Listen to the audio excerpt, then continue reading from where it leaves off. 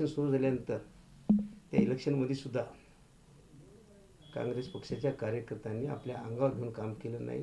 नुसतं काँग्रेस पक्षाला मतदान करा एवढंच म्हणले त्यांनी.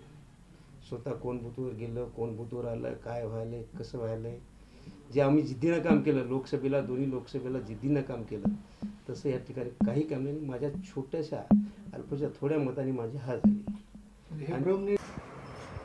आणि उद्याच्या 28 तारखेला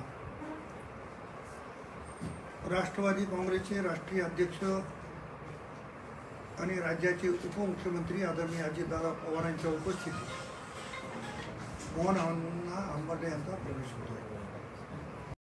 नमस्कार, आप देख रहे हैं रूबरू न्यूज चैनल। आज हम बात करेंगे नांदेड़ दक्षिण विधानसभा चुनाव के उस बड़े राजनीतिक उलटफेर की जिसने कई सवाल खड़े कर दिए हैं। नांदेड़ दक्षिण से कांग्रेस के उम्मीदवार रहे पूर्व विधायक मोहन हंबर्डे ने अपनी हार के लिए कांग्रेस कार्यकर्ताओं को जिम्मेदार ठहराया है। उनका कहना है कि पार्टी के ही लोगों ने उनके खिलाफ साजिश रचकर उन्हें कमजोर किया।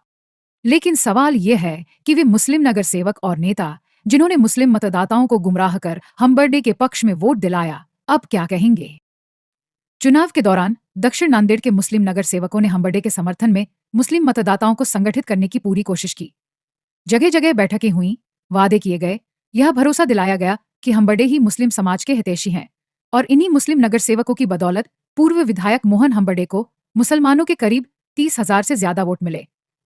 लेकिन अब जब खुद हंबर्डे कह रहे हैं कि कांग्रेस ने ही उन्हें हराने का षड्यंत्र रचा, तो सवाल उठता है, क्या मुस्लिम नगर सेवकों को कांग्रेस की अंदरूनी राजनीति का पता नहीं था, या फिर उन्होंने जानबूझकर मुस्लिम मतदाताओं को गुमराह किया? अगर कांग्रेस के अंदर गुटबाजी थी, तो फिर ये मुस्लिम नेता किसके इशारे पर काम कर रहे थे? अब सबसे दिलचस्प बात यह है कि मोहन हंबर्डे ने कांग्रेस छोड़कर अजित पवार की राष्ट्रवादी कांग्रेस पार्टी एनसीपी ज्वाइन कर रहे हैं। लेकिन यहाँ एक और बड़ा सवाल खड़ा होता है। अजित पवार की एनसीपी अब भाजपा की अगुवाई वाली सरकार का हिस्सा है। 2019 में एनसीपी और कांग्रेस ने भाजपा को सत्ता से बाहर रखने के लिए शिवसेना के साथ सरकार बनाई थी, लेकिन आज वही अजित पवार की एनसीपी भाजपा के साथ जा चुकी है। अब बड़ा सवाल यह है कि जो मुस्लिम नगर सेवक चुनाव के दौरान हंबर्डे का प्रचार कर रहे थे, वे अब क्या करेंगे? क्या वे अब भी हंबर्डे के साथ रहेंगे जो अब भाजपा सरकार का हिस्सा है, या फिर वे अब चुप रहकर इस पूरे घटनाक्रम से पल्ला झाड़ लेंगे, या फिर मुस्लिम मतदाताओं को अगली बार नए वादों में उलझाया जाएगा? हर चुनाव के बाद यह बहस होती है कि मुस्लिम समाज को ठगा गया, लेकिन इस बार मुस्लिम मतदाताओं को खुद से सवाल पूछने की जरूरत है। उन्होंने वोट देने से पहले किसकी सुनी? उन्हें किसने गुमराह किया?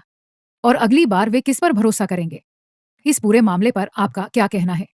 क्या कांग्रेस के अंदरूनी झगड़ों की वजह से मोहन हंबर्डे हारे? क्या मुस्लिम नगर सेवकों ने मतदाताओं की फर्जी रहनुमाई की? और अब मुस्लिम मतदाताओं को क्या करना चाहिए? अपनी राय कमेंट में बताइए और इस चर्चा में हिस्सा लीजिए। फिलहाल के लिए बस इतना ही। आगे की बड़ी खबरों के लिए रूबरू न्यूज चैनल को सब्सक्राइब करें और बेल आइकन दबाएं ताकि आपको नांदेड़ की हर अहम खबर सबसे पहले मिले। रूबरू न्यूज चैनल देखने के लिए हमारे चैनल को लाइक और सब्सक्राइब कीजिए। हमसे संपर्क करने के लिए हमारे व्हाट्सएप नंबर 9049032007 पर व्हाट्सएप कॉल या मैसेज कर सकते हैं।